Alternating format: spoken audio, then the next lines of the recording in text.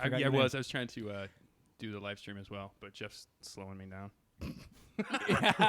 It was. I mean, why did you guys even start doing it? Because we're weird. I don't know, man. Honestly, I really don't know. Just because I was new to the area, I guess, and Brogan knows everybody, and so it was just kind of a neat thing to get to know the area, meet some people, and just hang out. Tell us about the name.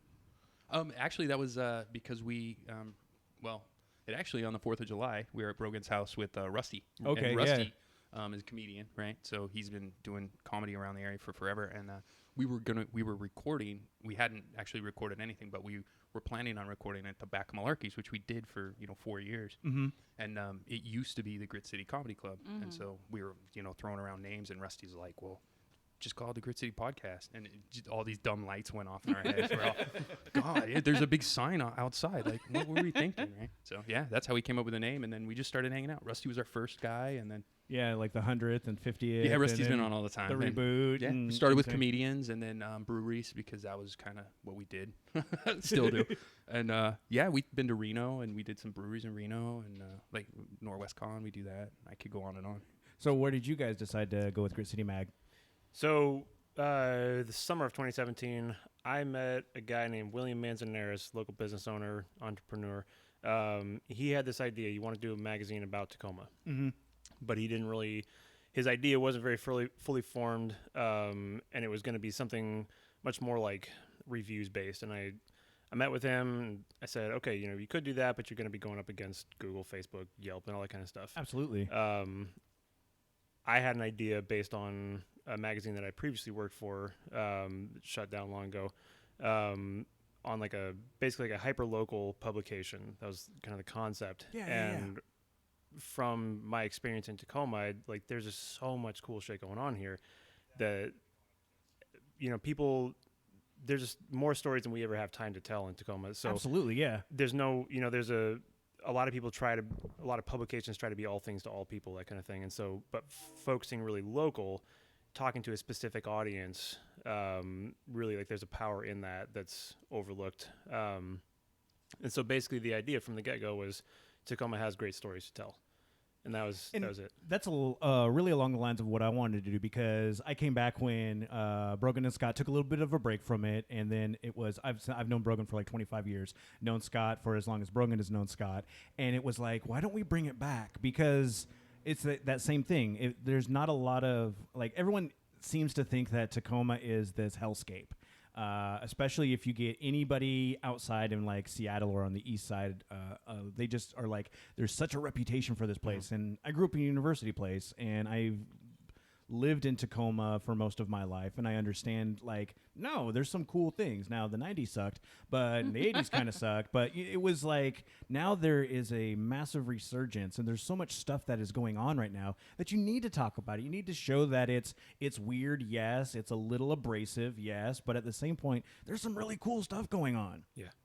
And that was a lot of what drove it. And then so the second part of that story, so we launched everything in probably October or something, and late October, early November, Sarah came on to the magazine and revamped everything. A lot of my technical aspects were kind of old school, old fashioned, how the whole website worked. Mm-hmm. She totally revamped our social media presence, which totally changed how we interact. Yeah, we're going to talk about that in a little bit, because I'd really love the social media stuff. Thank you. I'm kind of a nerd about the whole thing, so I'm looking forward to it. That's fun. That's fun. So you got in with it like that. Are you both from this area or transplants, or how does it work out for you guys? I grew up in Kitsap. I graduated from South Kitsap High School, so I'm, it was the 90s. We would come down to Tacoma to go to the mall, and then we would go immediately back home. So I grew up coming to Tacoma, but it was not in the era that people just hung out and spent a lot of time here. Absolutely. So, but, I do have a lot of Tacoma memories. I was a soccer player in high school, and so I played against Stadium. Usually they won against us. But, I played in Stadium Bowl and all that. And then life happened, and my family moved here about 8 years ago now. Okay. So you came back after a while. Yeah. Oh, nice. And Sierra? I'm actually from California, which might be the only thing worse. Might be the only thing worse than being from Seattle. He was trying to avoid saying that earlier. I could tell. Yeah, it came up. No, it's fine, and that's one of those things that you have to realize too. I mean, the transplant community, especially with like military as well, is one of those big things around here. It's like there are people that come from here, and I mean, I've moved away multiple times. Going as far as like Jersey and coming back here because goddamn Jersey is terrible. But it's like I always end up coming back here, and I don't have any ill will towards people coming here from anywhere. Just for the simple fact of the matter is like, cool, now get to see what we see in all of this. Well, I'm a transplant from Nevada, right? Yeah. And, No. I know, right? Same thing, dude. You get the same thing. Boo. It's But I think it's always been Tacoma's thing, right? It's always the city of destiny. It's always been the end of the railroad. I think it's just that's the place. It's a port city. Like that's how it is. Mm-hmm. Right. One of the stories for our third hard copy magazine that I did is I went into the northwest room of the library and pulled out some old files. And in 1976, there was this program put in to interview people who were in their like 80s.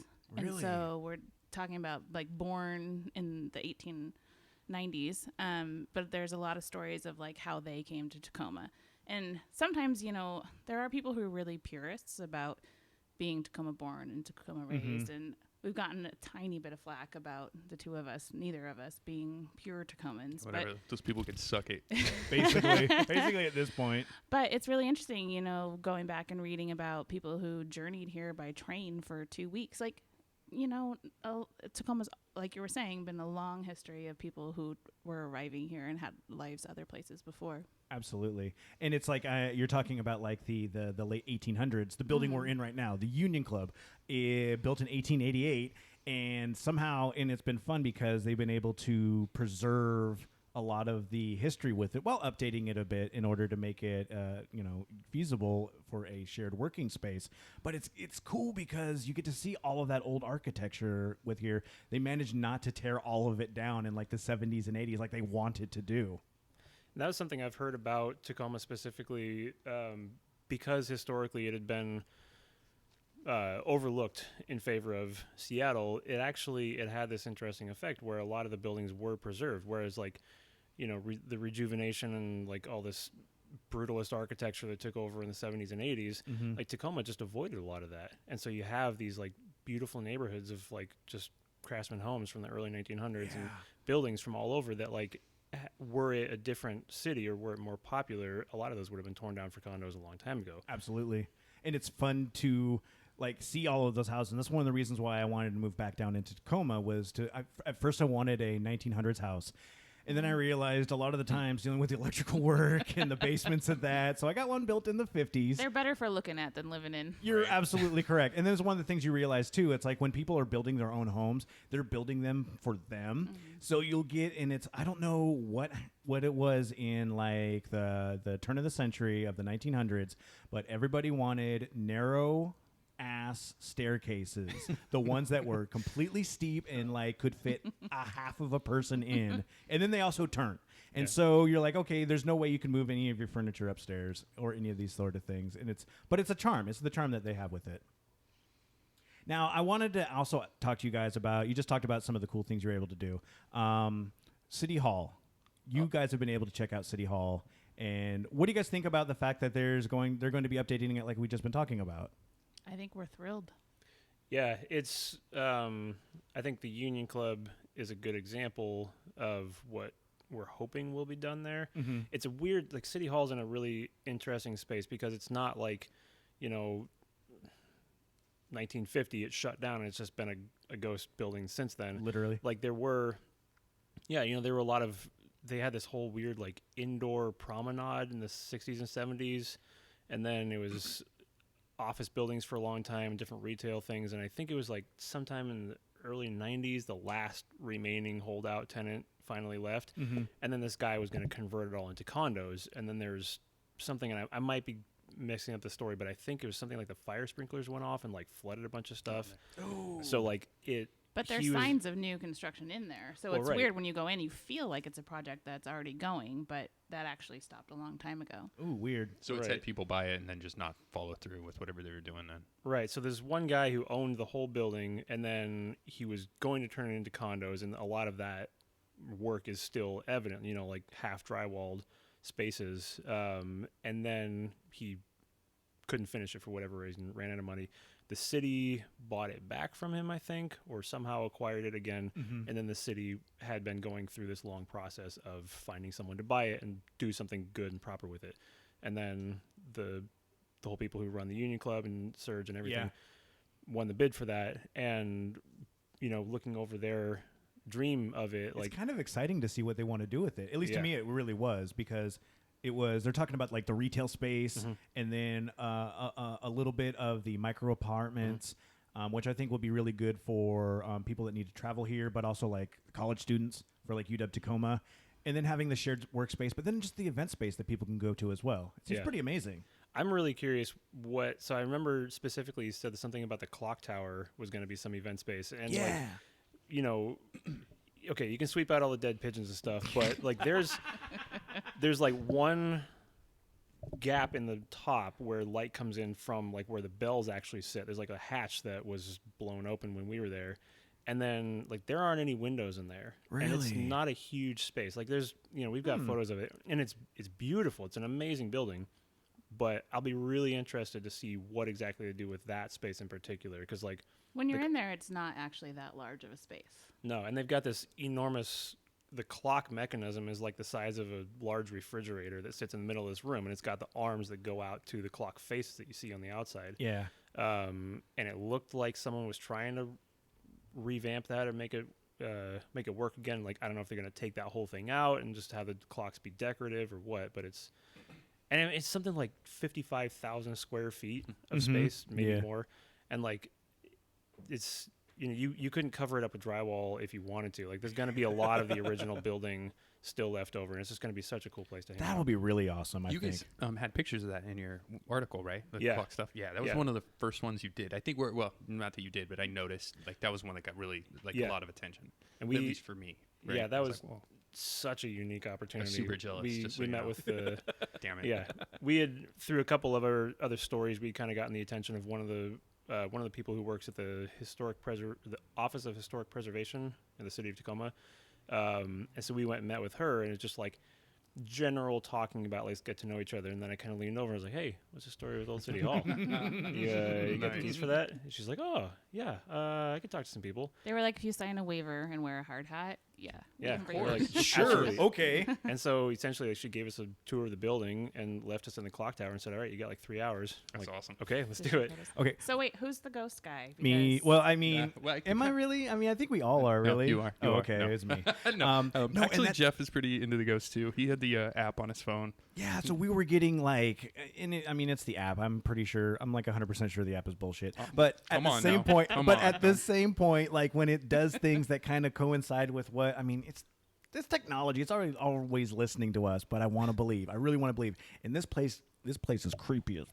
the Union Club. Yes. Yeah. Yes. You know what? I was never creeped out until that one day. We had one day when we were all in here, and I swear I was walking through here, and I swear somebody walked by, and I was like, "Hey," and nobody's in here. A light and I turned even off went and no one was downstairs. around. But these guys were creeping me out with their dumb app anyway. They were, So I hate these guys. what does it feel like in City Hall? So what I wanted to tell you is Okay, there's yeah. this big banister in one part, and I'm sure somebody's just fucking with us, but you know how you can like use the side of your hand to like make a baby footprint. Yeah. looking thing. So there Okay, was one yeah. of those like in the dust on the stairway, and then someone had also written red rum.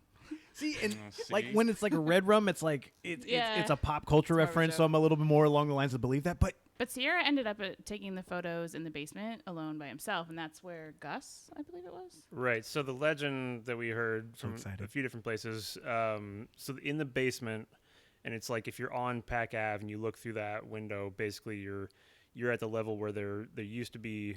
You go down a flight of stairs, and then there's the jail cells. And that was where a lot of the bootleggers during Prohibition wound up. Okay, yeah. Later on, ironically, there was a bar put in there, and so the bartenders there would. So there was a, I guess rewinding a little bit. One of the jail guards was a guy named Gus, and supposedly his ghost hung out there, and he was like kind of a friendly ghost, I guess. Mischievous.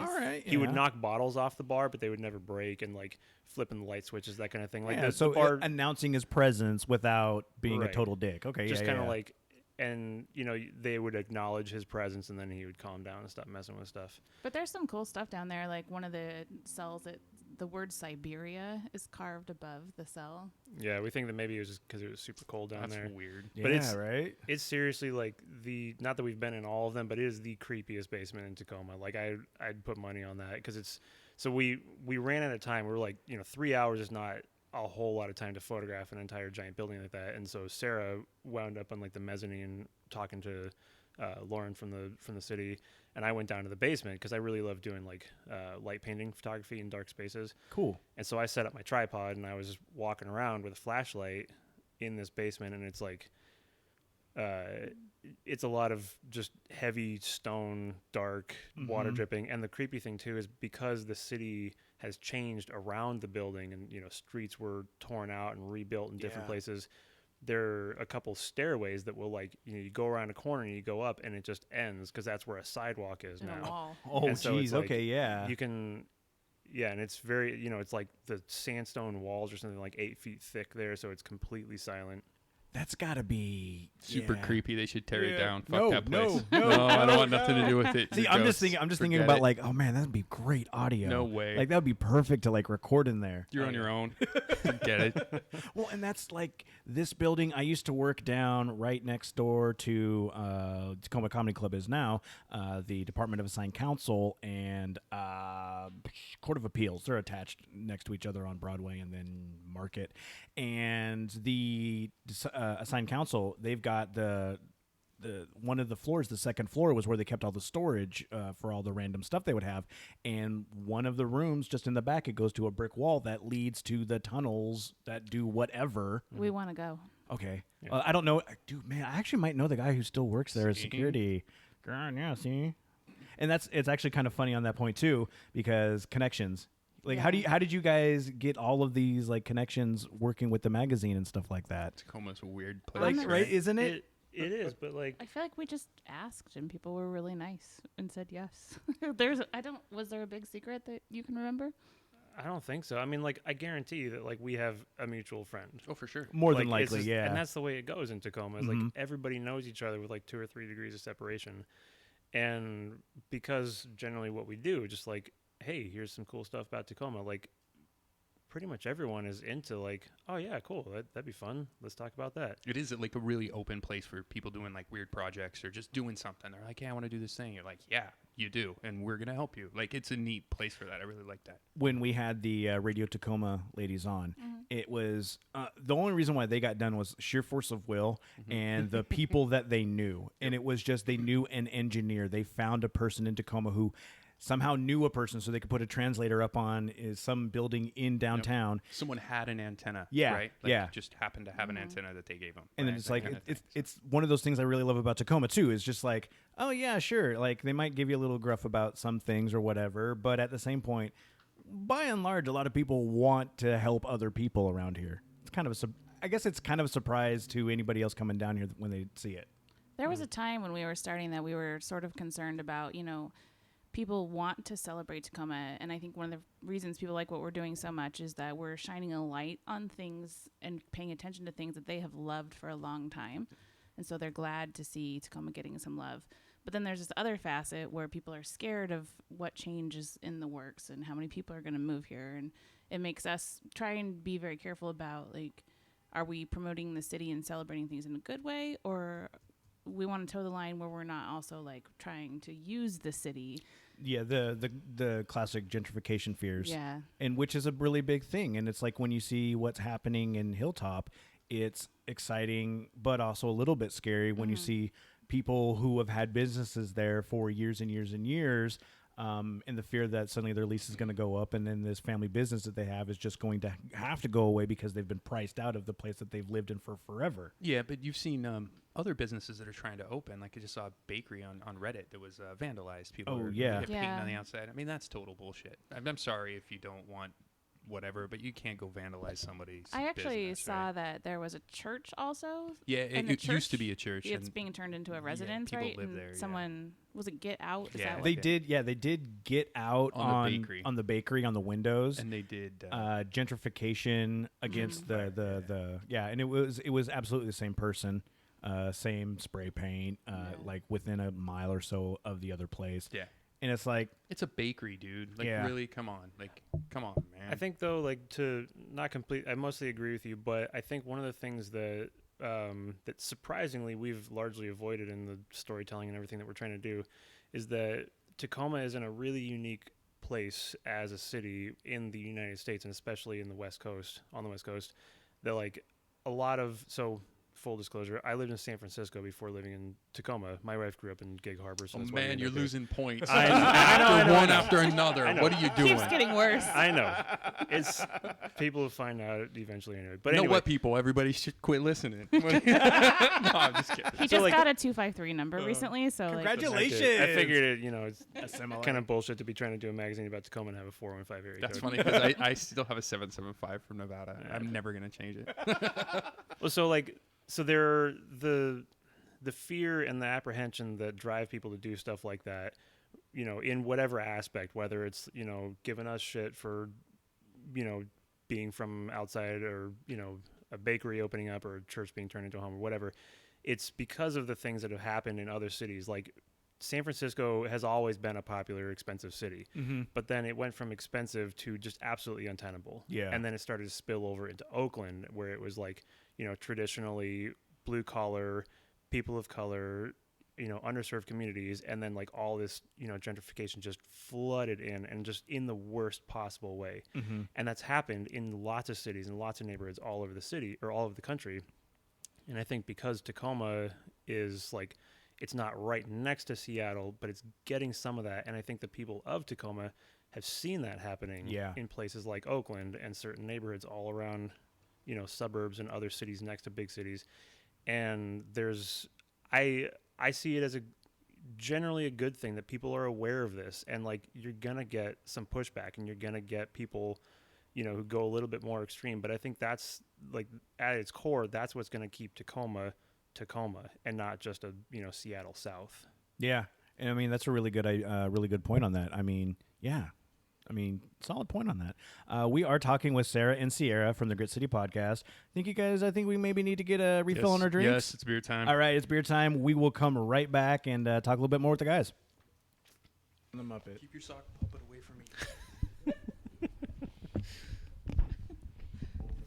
You okay over there? I listened to a number of your podcasts Oh, I'm sorry. See, you know where you're getting into. before I said yes, because I was Shit. like, I gotta know who. Which we're gonna ones hang did out you with. listen to? Like the not safe for work ones at the studio? Because those are the worst. Those are The- the best. What do you There was a Mary Mart one Oh no. Which one? where where we got too somebody's stoned? parents were in. Oh, that was Jeff's Oh, parents. just parents. Oh, okay, Yeah. yeah, and That that was was like, actually a pretty good okay, one. I think we could get along with these guys. Like, That was a pretty I good watched like 30 seconds of a YouTube video of as this.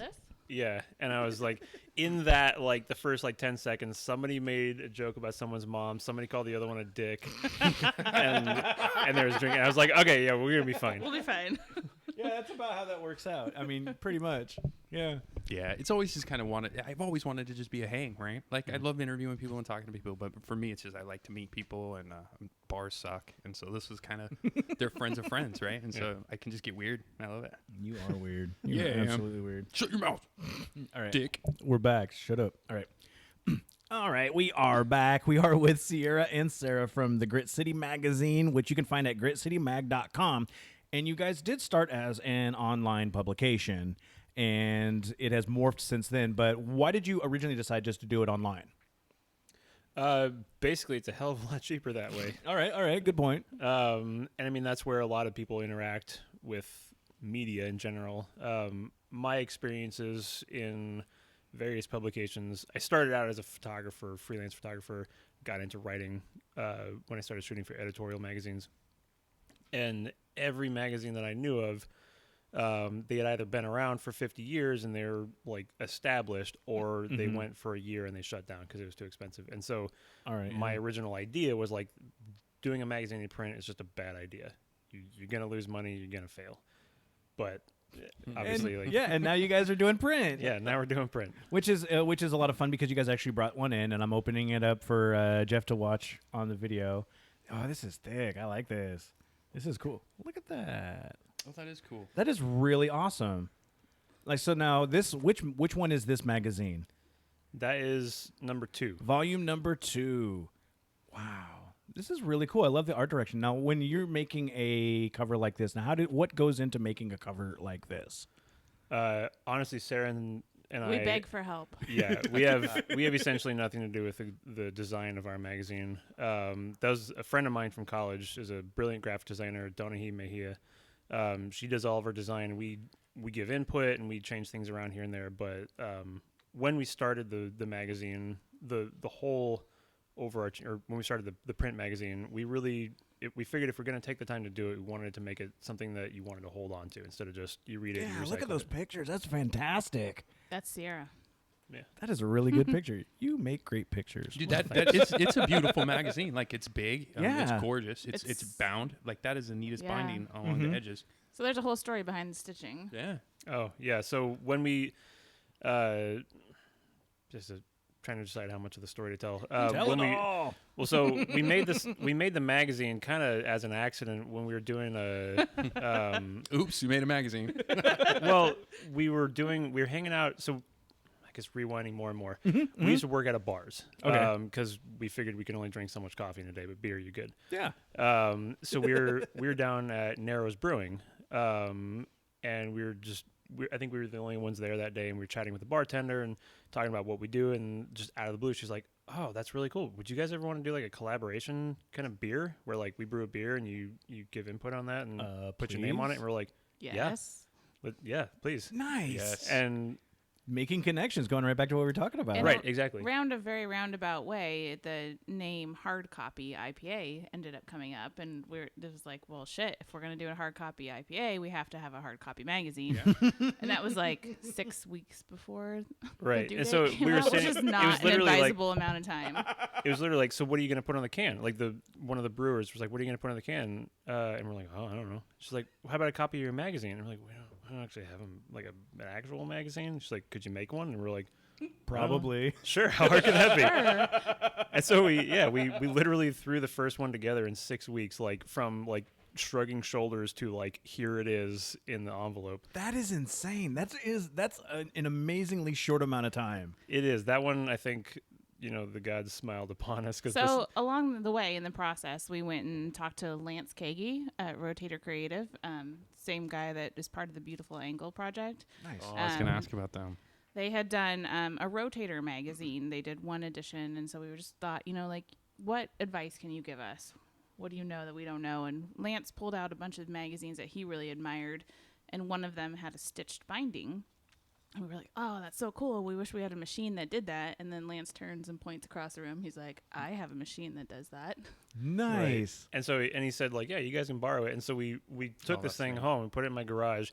And then we spent, like 5 weeks making the thing. And like, oh, yeah, cool. We'll just use this machine to stitch it all together. And then it was like a week before we were telling everyone we were going to send it out, before we actually turned the thing on and tried to use it. And it was like, it was a terrible pain in the ass. Like, this thing is not meant for stitching magazines. So for the record, it's like a machine that's meant to like zip the top of charcoal bags or go across the top of dog food bags. Not necessarily a thick magazine. No, there's no finesse. There's a foot pedal and it's like it's off or 100% on. and then like we had to figure out like the thread that came with it kept breaking because we were running it through like 16 sheets of paper instead of like 3 like it's used to. And so we had to figure all that out, solve problems. I broke a needle, had to find one on Amazon, get it sent home, and all these problems. But then we figured out the magic formula and we got it worked out. And it is really like people really, they like, they touch it, they feel like there's a little embossed thing in the corner, and it's like the tactile part of it. It all plays into it, and like It sounds, I mean, it's a nerdy relate, but when I'm like playing like Dungeons and Dragons or something like that, I know, shit, shut up, Scott. But we have, it's like having the book as opposed to like a PDF file. I love having the book, and that seems to a lot of the times with people with magazines and such like that, it kind of goes into that sort of thing as well. Yeah. And so how many did you print off on the first run for the first ever, magazine? So we had no idea at all how many to do. We were like 100. Somewhere along the way, we decided 250 is a good number. And then one of Sierra's friends was like, "You're being dumb. Do 253." Right. That's great. Perfect. So we officially sold 253 of the first run, and they all sold out. Congratulations. Actually, Awesome. before we even had them printed and in hand. We printed 300 because we actually have a large like scratch and dent pile is what we call it. We fucked up a whole bunch and spilled beer on a stack of them. And Oh, that's a collector's item. What are you talking about? well, yeah, so we still have a stack of scratch and dents. A lot of people who are interested in our magazine now want to know if there's any possibility if they can get a number one because they want to have the whole collection. And very lot of arguing between Sierra and I. We've decided that we'll probably do a reprint of number one on the first year anniversary. So this coming September 2019. But we're going to call it the bootleg edition. Oh, that's cool. So it's killer. The people that got the originals will still have the originals, but there will be something for people who want the whole set. It's just going to be, it'll look different. It'll be obviously a different, like a second edition. And it was like, you know, she was thinking of it more as like an edition book where you can do like the first edition and second edition, I was thinking of it more as like an edition fine art piece where like, you know, you have something hanging in the gallery and you've got a little pencil in the corner, like one of 253. Like you can't sell 254. Yeah. You just can't do that. Right. And so, But a magazine is more like a book than an art print. I love this. I love this argument. Love it. Yeah. Well, you guys Right, kind of though? straddle that perfect medium where it is a magazine, but it is beautiful. Like you guys put out a little piece of art with the stitching and the whole aesthetic, like the printing. It's all really beautiful. Right? Sure. I mean, as soon as I saw it, I was going to ask about the beautiful angle, guys, because there's a little touch of that, right? Well, so there's an actual on our second hard copy, which we have available now. We have about 70 of them left before we run out. But the back page of that magazine is an actual beautiful angle poster, and it's a well, toast it's a print to Tacoma. of. Okay, sorry. Print of one. Yeah. So we were at Artwork from. Right, we were at Fulcrum Gallery a while back for the Beautiful Angle show that they Actually, did. could one of you explain? Because people that aren't from here, they have no Sure. idea. Well, people that are from here, some don't have an idea about the beautiful angle stuff. Sure. So Lance Kagi and Tom Llewellyn. Lance is a graphic designer. Tom is a writer.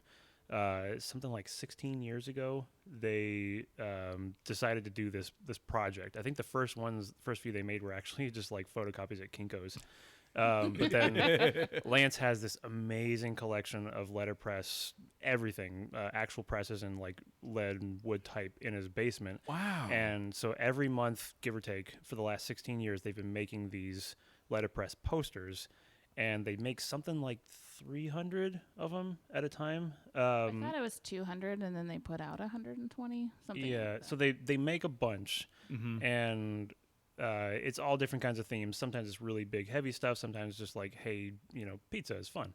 A lot of different things. And they take at least 100 of them, and they stick them up all over town, staple them to telephone poles, you know, hide them here and there. I randomly found one earlier this afternoon when I was watching. Congratulations. Because they did one for Chinese New Year. Did you grab it? Yeah. Nice. Yeah.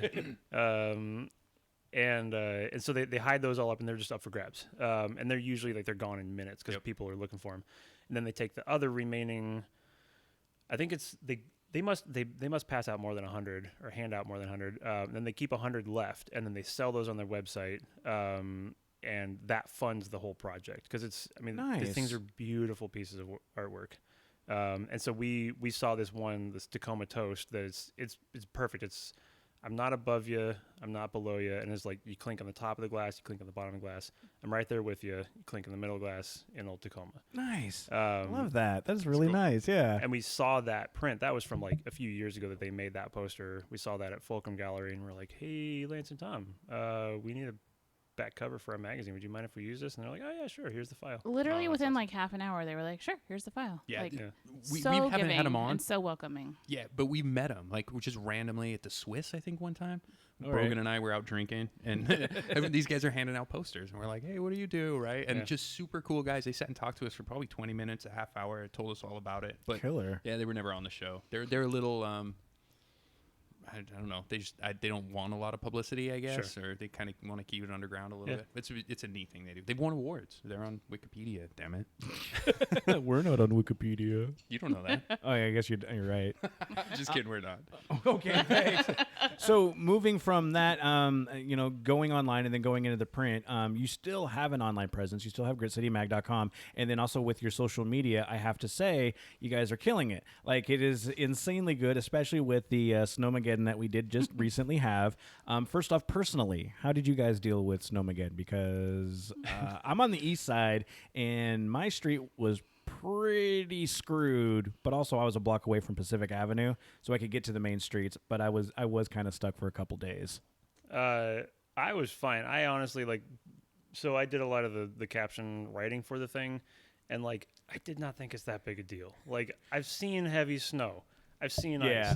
My truck's got 4-wheel drive, so it's a little bit easier, and it's you get off of the one street. I live in South Tacoma, and once you get onto a main street, it's not that bad. Yes. But that said, a lot of the pictures that we posted were just from my front yard, because that's what we did. Here's the 5 snowflakes on my walkway. So we started that thinking, so I grew up in the area in Kitsap, but still close by enough to know that there's a lot of threats and of big snowstorms, but generally they don't follow through. Exactly. So that was kind of where the sarcasm started, and I talked to Sierra and I was like, it's funnier if the snow doesn't actually show up.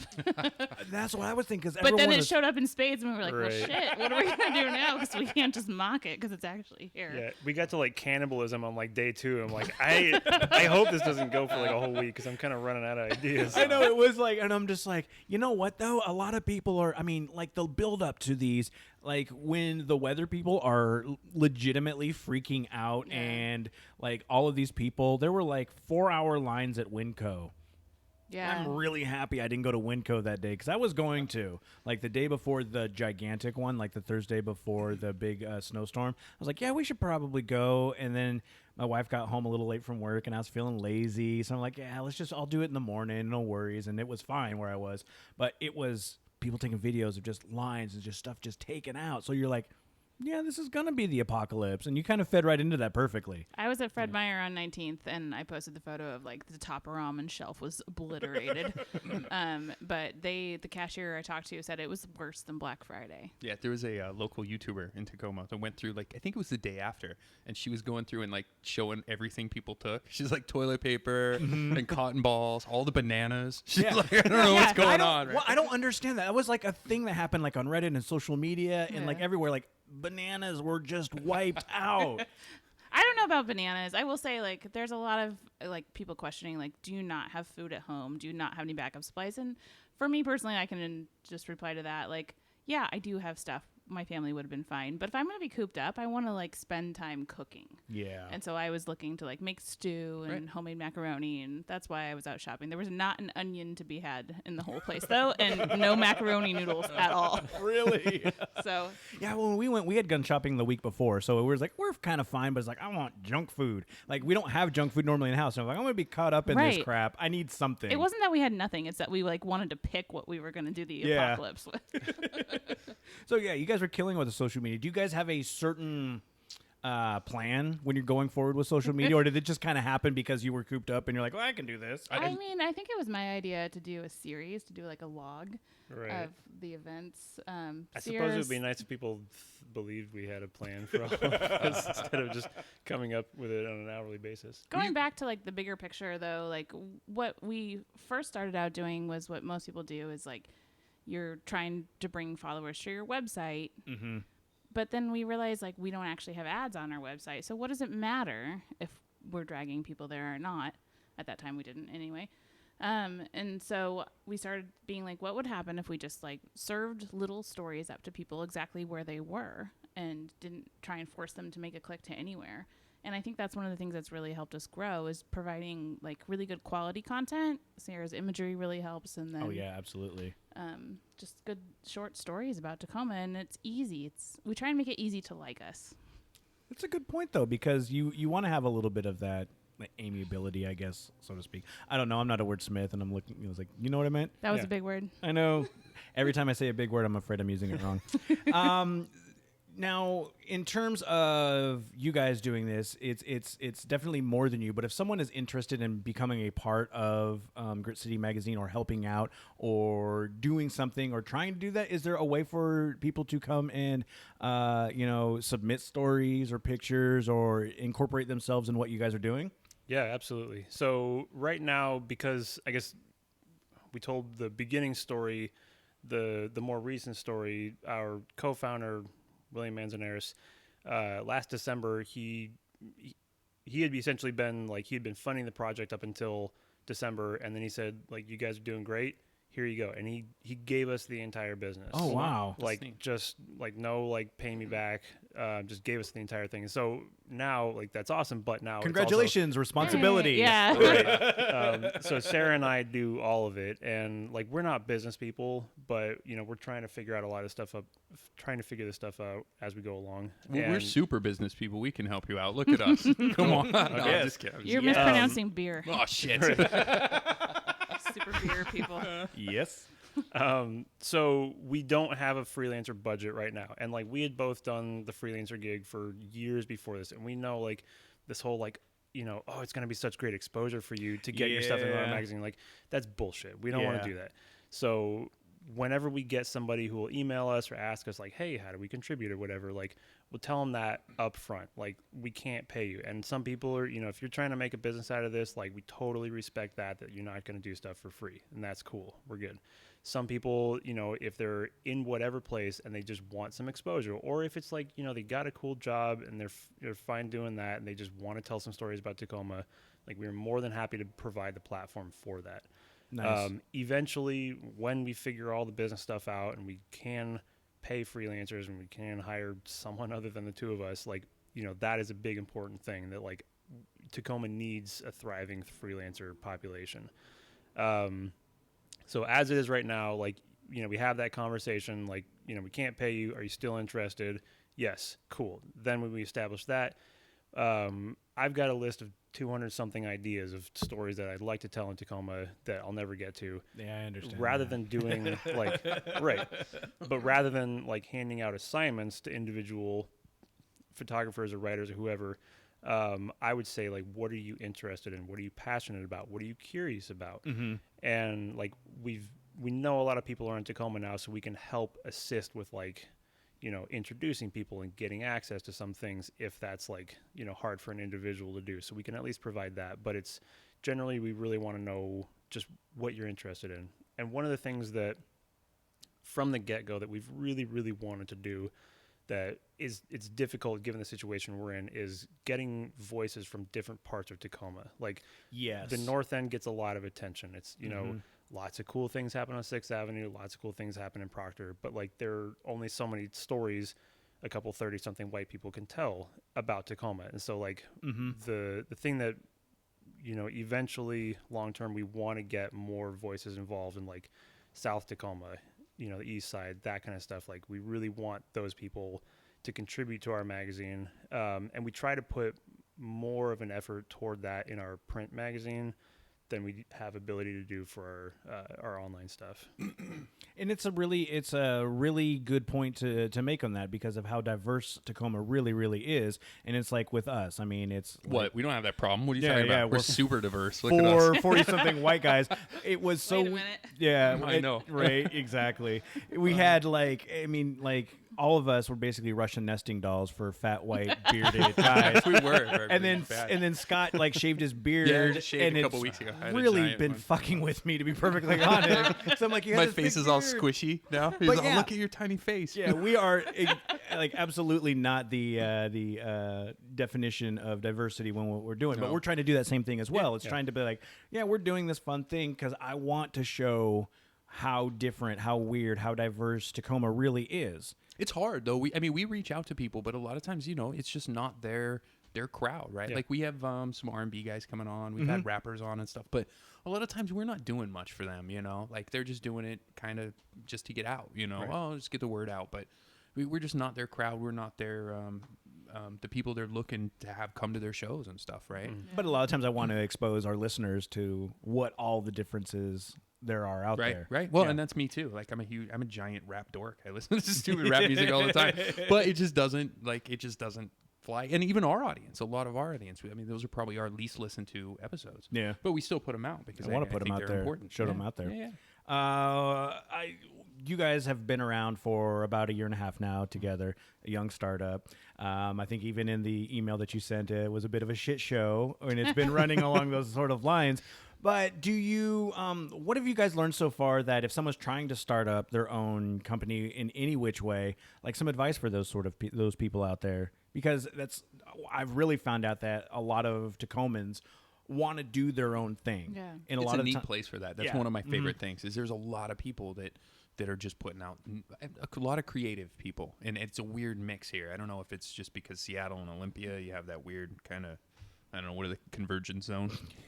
Ooh, weather really. Well, there's the podcast people that do that too. Oh, yeah, that's right. But I don't know what it is about Tacoma. It's just kind of a neat pool of creativity here. It feels like a very amazing time to be starting something in Tacoma. I'm more of a broad thinker than a detailed thinker, but my 2 pieces of advice would be to be nice. There's so many people here right now. I know. I'm just kidding. There's so many people here right now who are willing to help anyone else in Tacoma. Like, we have been so welcomed and so supported, more so than I ever imagined. But that comes around, though. I mean, you guys do the same thing, too. Like, you guys support other people as well. I think we're on the benefiting side of it still. We hope to repay That's more. how I feel, too, but don't tell anybody. The other thing I would say is I think people in Tacoma really respect people who are genuine. Like, Sierra and I do the best to tell our story as genuinely as we can. We don't pretend to be some sort of big company. We don't have any backing. It's literally just the 2 of us trying to make this happen. And I think people understand that and can relate to that. And you're forward with that. I mean, just Yeah. like you were saying with having people come in freelance. But if sort you're of a thing. new guy, just be like, hey, I'm the new guy, and own it, and don't pretend you've had some long history of. Yeah. I think that some of the magic comes with just having 2 of you, though. Like the dude that drives around with the penis camouflage truck. I mean, That's come on. Sierra's neighbor. Right? Like, who else is going to get it put out? It was. Like, no other magazine is going to put that out. Well, I think that's worth That's a short aside here. Yeah, I was literally. You got to kind of explain this a little bit. I was going. Do on we? I say just let it fly. Like, no, I'm just kidding. People need to know. No, Yeah. just I don't remember how much we explained this in the follow-up article, but I was going for a walk with my 3-year-old son one day in South Tacoma, and my neighbor had this van that was covered in camouflage. And the funny thing, I had walked by it a dozen times, and then it was my wife who made some joke about it, and I was like, "What? Really? Those are dicks?" And I actually finally looked at it. I'm like, "How did I not notice that?" I can't believe you didn't notice that. I try to be, Sierra in has tune with that meat sort blindness. of thing. Yeah, But, right. you're willfully ignorant when you're Right. like, I couldn't so see it was camouflage, bro. I took a quick picture with my cell phone and then made some. I think it was literally 10 words or something. It was when you realize your neighbor's van camouflage is a little more manly than usual, or something just really literally as I'm walking down the block, quick Instagram post because it's Sunday and we need to put something up.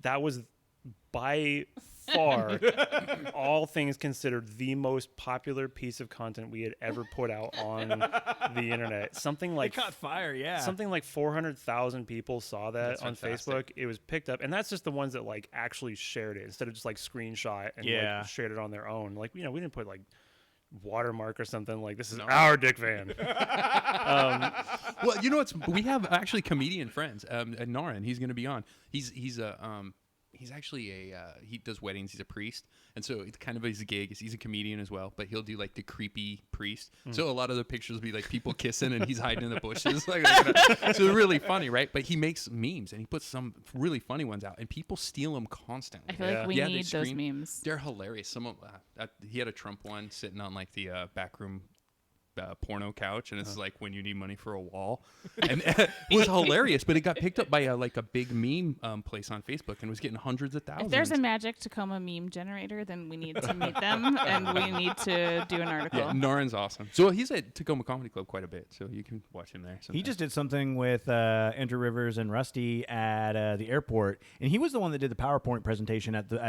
Brogan's Roast, right? Yeah, he The just broast. he just opened was up for amazing. David Hill this last weekend. Really? Did Yeah, he? Yeah. Nice. That is great. Yeah, I Nard's love all that kicking ass. stuff. So is Josh. We'll have them both on at some point. Nice. And that's another thing, making the connections with all the people. You want to find all the, like I said, all the strange, weird, fantastic people that we have in here. And I think you guys are doing that as well. I mean, it's got to be, it has to be fun because you've been doing it for a year and a half so far. And it sounds like you guys are still continuing to do it. I mean, fun is, not even a big enough word for Right. how much fun we're having. It's amazing. It's what we want to do. It's just a matter of getting the business side of it going so that we can continue to do what we're doing. Yeah, we have no problem with that. We make money hand over fist doing this. Like, Clearly. I keep telling Jeff, I'm Go like, check out our Patreon, Grit City Podcast. Look Yeah. how fancy your chairs are. Can't you It's tell? like solid gold. Thank you, Union Club, for your felt chairs. But it's like that, yeah. It's in meeting all the people, and like you've been able. We talked about Tacoma City Hall. You've been able to do that. What did you get to do with the Tacoma Dome? Oh, we went on the roof. what? So, Yeah, how did you we get up did. on the roof? We A lot of asked. stairs. Really? Like, where the hell do they keep the? Like, okay. We got to start that. Like, So you're inside. okay, yeah. And there's like the different levels of seating. Mm-hmm. You go to the top level of seating, then they open some sort of stairway, It's and you climb Secret. a ladder. It's a secret one. And then there's a series of stairs that are hanging, suspended, Oh, geez. that go along the arch of the roof. And if you like, there was 4 of us at the time that we went. And if you step in unison, the whole thing starts swaying like Nope. crazy. Nope. It's hanging from cables. Oh, It's- eat shit. No. Yeah, no. Sorry, anxiety just hit 100. I have a nope thing about Yeah, that. And yeah. I was literally at one point like clawing onto Sierra's arm for support. So you go all the way to the center of the inside of the dome, and then they unlock another thing, and then you go straight out the hatch. Then you're on top. So you were on the actual roof outside? Yeah. Oh, yeah. how neat. Yeah. That's super cool. yeah. I hated it, But who gets to do that, right? but I loved it, Yeah, and I'm right. so glad I did it. But I don't know if I would do it again. That's neat. Oh, we should talk about the crane. The crane. What did you do Oh. on the crane? One of these out here, like the port cranes? No, Oh. so we're trying to we're doing a story about what it's like to be a tower crane operator in Tacoma. All right. Yeah. And one of our contributors, Eric Wilson Edge, wrote a really great story. He had a connection with one of the local companies, and he talked to one of the guys who operates one of those big ass cranes. We're currently trying to figure out. It's not as wonderful as a story as maybe you were. Well, I trying just to meant get. it's coming up. How many feet up is the Tacoma Dome? 150 Oh, or 180? God, jeez, I forget now. That's a Something like lot. So 150. what I was leaning towards is Sierra is probably going to go up on this crane to take Oh. photos of what it looks like from the cab that they sit inside. of, Probably and not that's you, Sarah. 270. Yeah, no, Yeah. it's not going to fucking be me. 270 feet up. Yeah. Yeah, so I was done. I was at max level at like 180 feet, and he's going to go do 270 feet. That's crazy. That's gotta be some beautiful views, though. Right. Like the idea. seriously, just like I mean, where we're here, we got a perfect shot of City Hall with the backdrop of like Mount Rainier. But then you are just above all of that at that point, wherever you are. Yeah. God Yeah, you damn, know what? yeah. Well, speaking of that, we have that Over Tacoma guy on Oh, Oh, Facebook. yeah, Aaron. Come on, Yeah. that guy's been putting out some beautiful pictures. He's right? really nice. I just too. want to steal them all every time he posts them on Facebook. I'm like screen capping them and putting my own watermark on them. I'm just kidding. I want to though; they're beautiful. He does a really good job. They are, and he was. So there are a few other drone photographers in Tacoma, but I think he was. I see he the was at two least- brothers guys too that do. Oh, the something. two guys creative. Oh, two guys, Or there you go. Just two guys. Yeah, there you go. They do a lot of stuff like I don't even know where they go. I think they go all over the world. They do. But Aaron Bender is the name of the guy who does Over Tacoma. He did it. He got popular and he did the social media thing well, specifically Instagram. I think before anyone else did, and so he really got his foot in the door. And it's, I mean, he kicks our asses in numbers on Instagram, but just by flying the damn thing up and pointing down. It's actually just a hobby for him, though. Right. Yeah, he's a government contractor. We did a story on him actually in our first hard copy magazine. Nice. And he's a really, really great guy. And he lets us use all of his photos for sharing his stuff. And I mean, he could be making lots of money on this thing, but hopefully soon he will. But for now, he's just a good guy. So now you guys, issue 1 sold out. Mhm. Screw you guys, you don't get any out there. Issue 2 still has some available. Issue 3, what's going on? We're in pre-order phase right now. Sierra and I are way, way behind on making the content. Don't tell anyone, but it's a shit show. It's gonna be due out in late March is when we'll be Nice. so the big thing push right now, even though it's quite a few weeks away, is getting it all together for our designer to do the layout. Mm-hmm. But yeah, we're taking pre-orders for hard copy 3, and then we also do a year-long subscription, which is issues 3, 4, 5, and 6. Mm-hmm. So a lot of people wanted to make sure that they were going to get what was going to come out next. And everyone can find all that information at gritcitymag.com. You sure can. There's a link to our shop there, or the shop direct link for now is gritcityshop.com. Perfect. And then also social media across the boards. How can people find you guys on Instagram, Facebook, Twitter? Put it all out. Anything LinkedIn. you want anybody to know right now. Snapchat, Grindr. We're Tinder. kind of too old for most of those things. Give everybody your snappy right now, your Snapchat. Did you call it that? I don't know. I just made that up. Oh, did you? Yeah, it sounded like it. It was stupid. I'm cutting that out. Oh, I'm not. Shit. Everything we do is at Grit City Mag, and primarily we do stuff on Instagram and Facebook. Technically, we do have a Twitter account, but we're not nearly like young and caffeinated enough to keep up on that. Like, if you're not a famous person with lots of important things to say, no one really gives a shit. Yeah, if you want to argue endlessly, be on Twitter, because that's the only thing it's good for. It's a piece of shit. Your Instagram is beautiful. You guys, Thank you. Well, honestly, that's why people need to at least look at that, because that's really neat. So. We also technically have a Pinterest page, but I don't know if we've updated that in about a year.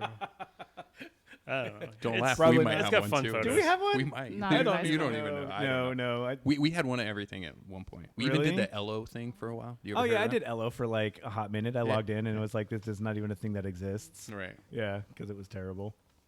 He can't hear. It's a secret. They're trying to tell secrets. We just whisper in the microphone. No one can hear. Oh, I think this is a good spot for us to finish up. Like, seriously, thank you guys so much for coming down. Again, gritcitymag.com. Sarah, Sierra, really do appreciate it. Is there anything else you guys want to tell the listeners before we get out of here?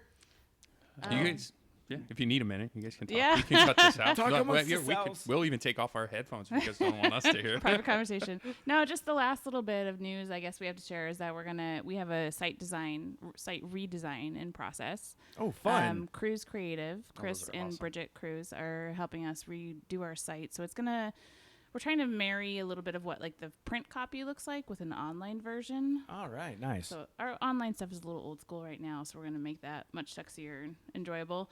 And then we're planning to also launch a Tacoma calendar. A lot of people had told us that Tacoma does not have a solid calendar that's comprehensive of different events and functions well, where you can filter like, hey, maybe one day I've got my kids and I want to go to library time, but another day you want to go to happy hour and only 21 plus events. Oh, nice. So So we've got- integrated calendar with all that stuff. Are you just doing 21 plus, or are you doing anything anybody sends? We're gonna, it'll be in the calendar. Should be comprehensive, so everything. But you'll be able to filter what you want to see and what you don't. Nice. So hopefully That'll in be the neat. next couple weeks, month, Cool. we have that coming up. And if people just want to shoot you a message, they can do so via like the Facebook or social media like that. Mm-hmm. Perfect. Thank you so much, you guys. Yeah. Absolutely. This Thank you was for having us awesome. on. Thank you. Yeah.